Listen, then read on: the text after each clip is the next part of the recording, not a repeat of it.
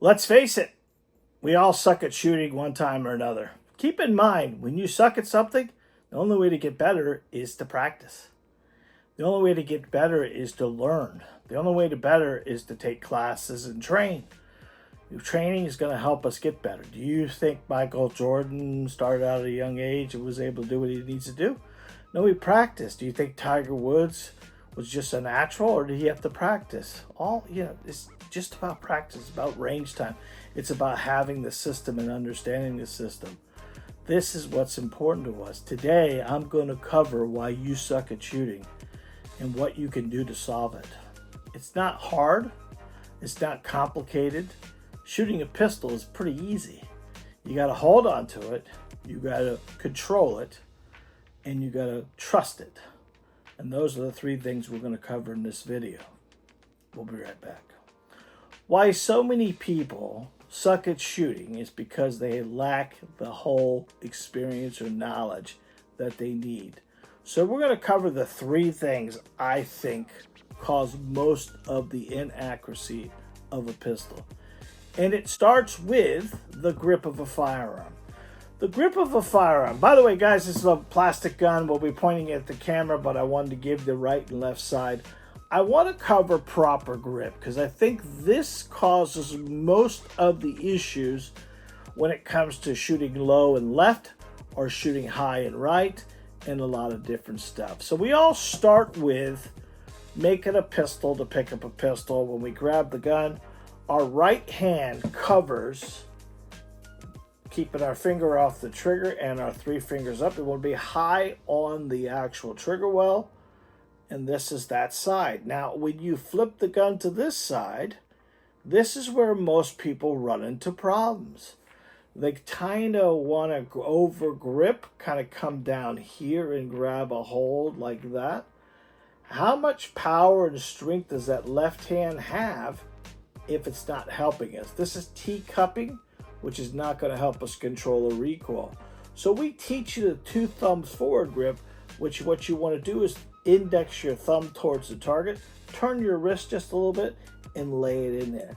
And when you lay the thumbs on top of thumbs, you're allowed to lock out your thumbs. When you put your gun out in front of you, or your weapon out in front of you, you're locking out your wrist, which will stop that muzzle flip. That muzzle flip causes a lot of issues. So starting with the 2 thumbs forward. Now what we're talking about is how much power we're putting on the weapon with our fingers. These 4 fingers right here are going to squeeze harder than these 3 fingers. So we want a decent grip.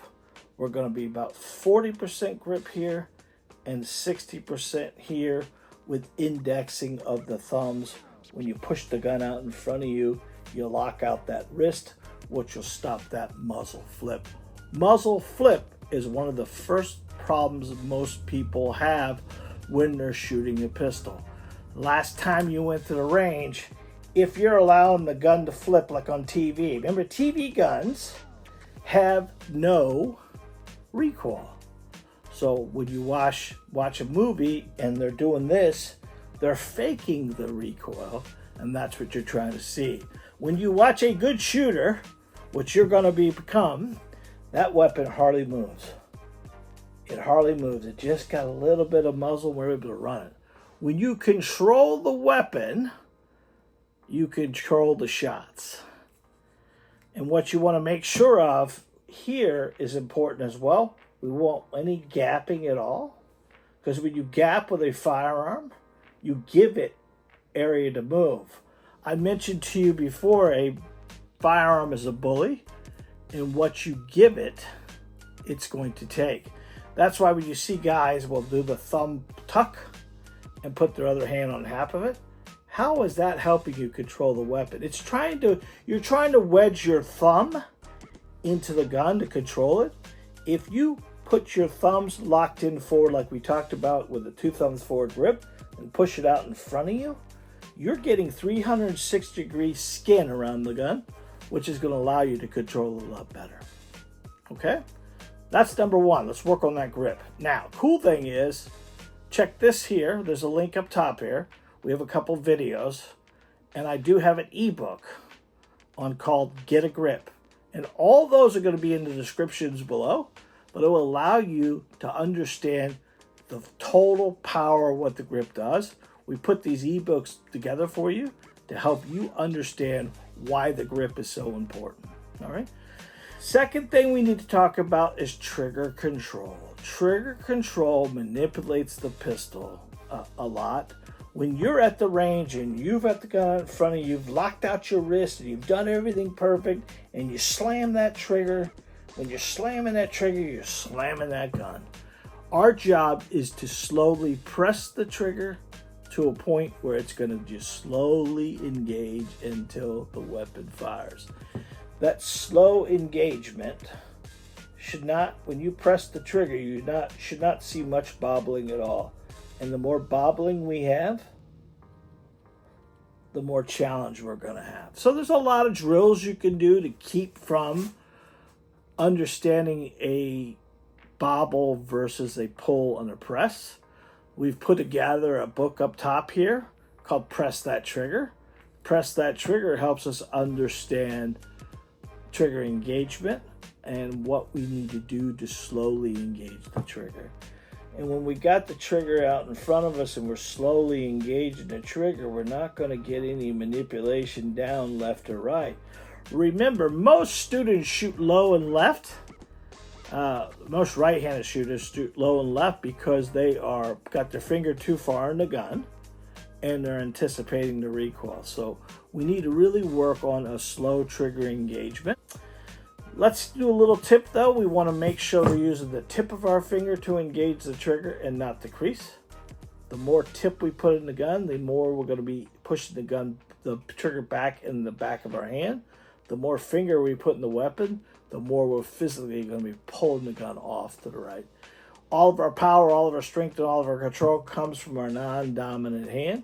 So we want to make sure we're squeezing harder with that hand than this hand, and we're slowly engaging the trigger.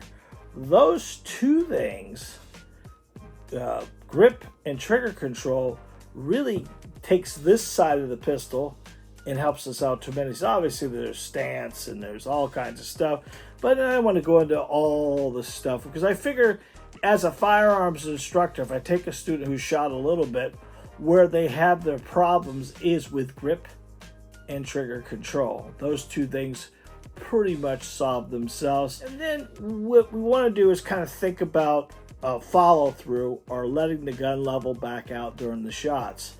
Think about if we shoot and we pull the trigger and I shoot again and I'm just pulling it down and down and down. Well, we want to return that weapon to our line of sight.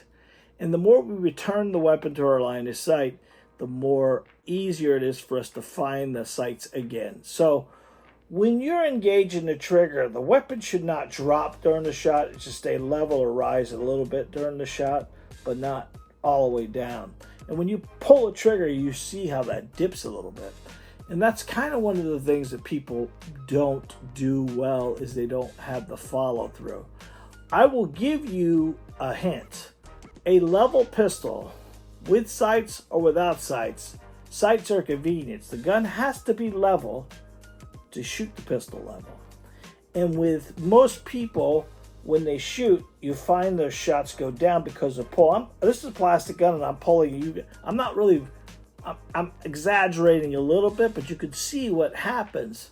And that kind of stuff like that causes us so much inaccuracy.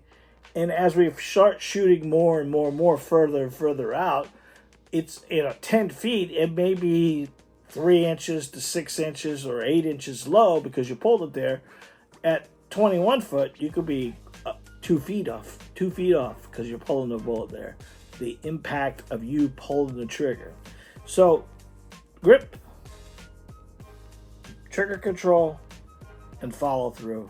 Those are the 3 things I would recommend you look at. Now, we've put together these 3 ebooks that are attached to this video.